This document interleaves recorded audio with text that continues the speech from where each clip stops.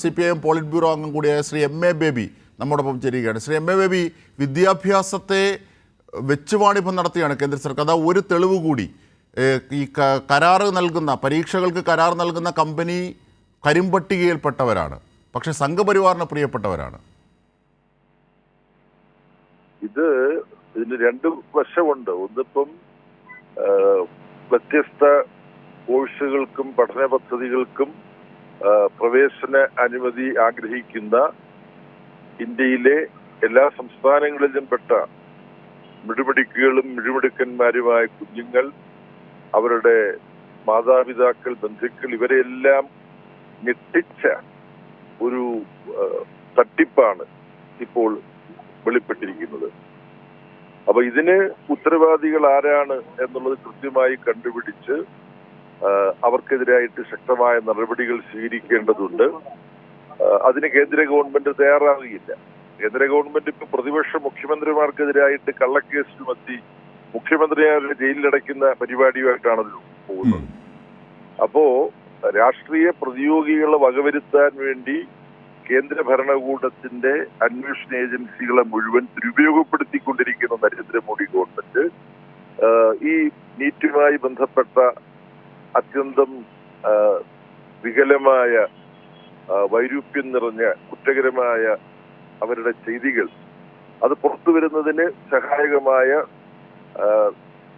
ഇന്റഗ്രിറ്റിയുള്ള ഏതെങ്കിലും ഏജൻസികളെ കൊണ്ട് അന്വേഷിപ്പിക്കും എന്ന് കരുതാൻ വയ്യ. അങ്ങനെയുള്ള ഏജൻസി ഇപ്പൊ ഇല്ലാതായിരിക്കുന്നു. നരേന്ദ്രമോദി ഭരണത്തിന് കീഴിൽ എല്ലാ കേന്ദ്ര അന്വേഷണ ഏജൻസികളും രാഷ്ട്രീയ ആവശ്യങ്ങൾക്ക് വേണ്ടി ദുരുപയോഗപ്പെടുത്തപ്പെട്ട് അവർക്ക് അവരുടെ സത്യസന്ധതയും പ്രതിബദ്ധതയും ഒക്കെ ഇല്ലാതായിരിക്കുകയാണ്. അപ്പൊ എന്താ ഇതിന് പരിഹാരം എന്നുള്ള സത്യത്തിൽ ആശയക്കുഴപ്പമുണ്ടാക്കുന്നതാണ്. ഒരുപക്ഷെ ഉന്നതതല പാർലമെന്ററി സമിതി ഇത് അന്വേഷിക്കാൻ തയ്യാറായാൽ നന്നാവും.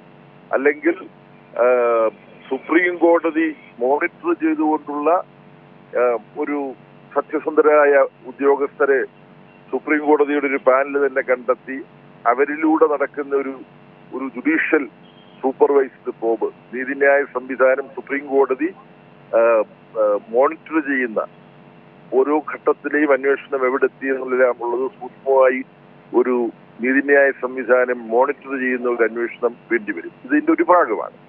രണ്ടാമത്തെ ഭാഗം, ഈ വിദ്യാഭ്യാസ മേഖലയെല്ലാം പൂർണ്ണമായി സ്വകാര്യവൽക്കരിക്കുകയും കച്ചവടവൽക്കരിക്കുകയും ചെയ്തതിന്റെ ആത്യന്തിക ഫലം കൂടിയാണിത്. നയത്തിന്റെ ഒരു പ്രശ്നമാണ്. സ്വകാര്യ സർവകലാശാലകൾ വരികയാണ്. അപ്പം നമ്മുടെ അഖിലേന്ത്യാടിസ്ഥാനത്തിലുള്ള പ്രവേശന പരീക്ഷകളും സ്വകാര്യവൽക്കരിക്കപ്പെടുന്നു. കരിമ്പട്ടികയിൽപ്പെടുത്തപ്പെട്ട കള്ള കമ്പനികൾക്ക് ഇതിന്റെ ഉത്തരവാദിത്വങ്ങൾ കൊടുക്കുന്നു. അപ്പൊ ഇവരുണ്ടാക്കുന്ന കോടിക്കണക്കിന് പണം ഈ കരിമ്പട്ടിയിൽപ്പെടുത്തിയ കമ്പനികൾക്ക് തന്നെ ഇതിന്റെ എല്ലാം മേൽനോട്ടം വഹിക്കാൻ, ഇതിന്റെ നടത്തിപ്പിനുമുള്ള അധികാരം കൊടുക്കുമ്പോൾ അവരുണ്ടാക്കുന്ന കൊള്ളപ്പണം പ്പെടുന്നുണ്ടെന്ന് തന്നെയാണ് നമ്മൾ സംശയിക്കേണ്ടത്.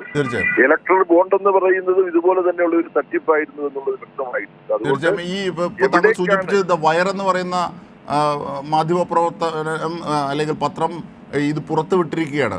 ഇത് ഈ അവരുടെ വെബ്സൈറ്റിലൂടെ ഇതിന്റെ കണ്ടെത്തലുകളൊക്കെ ഇവരാണ് ഗവർണറെ ഉപയോഗിച്ച് കേരളത്തിലെ ഉന്നത വിദ്യാഭ്യാസ രംഗം നന്നാക്കാനായി ശ്രമിച്ചത്. ശ്രീ MA ബേബി, അതെ, നമ്മളിപ്പം കേരളം വിദ്യാഭ്യാസ രംഗത്ത് മറ്റിന്ത്യൻ സംസ്ഥാനങ്ങളെ അപേക്ഷിച്ച് വളരെ മുന്നിലായിട്ടുണ്ടെന്നുള്ള കാര്യം രാഷ്ട്രീയ ദുരുദ്ദേശം വെച്ച് കെട്ടിച്ചമച്ച ആരോപണങ്ങൾ ഉന്നയിക്കാത്തവർക്കെല്ലാം അറിയാവുന്ന കാര്യമാണ് കേരളത്തിന്റെ മികവ്.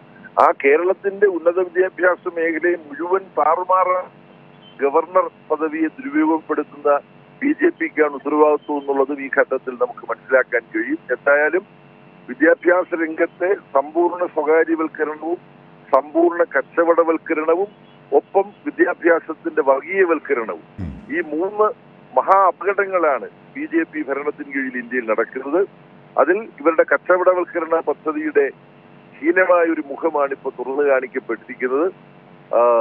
ശക്തമായ നടപടികൾ ഉണ്ടാവാൻ വേണ്ടിയിട്ട് നമ്മൾ ഒറ്റക്കെട്ടായി ജനങ്ങൾ നിന്ന് പ്രവർത്തിക്കേണ്ടതുണ്ട്, പോരാടേണ്ടതുണ്ട്. പാർലമെന്റിലും പുറത്തും നീതിന്യായ സംവിധാനത്തെ ഉപയോഗപ്പെടുത്തിക്കൊണ്ടും. തീർച്ചയായും വളരെ നന്ദി ഈ ഘട്ടത്തിൽ ഞങ്ങളോട് സഹകരിച്ചതിന് ശ്രീ MA ബേബി.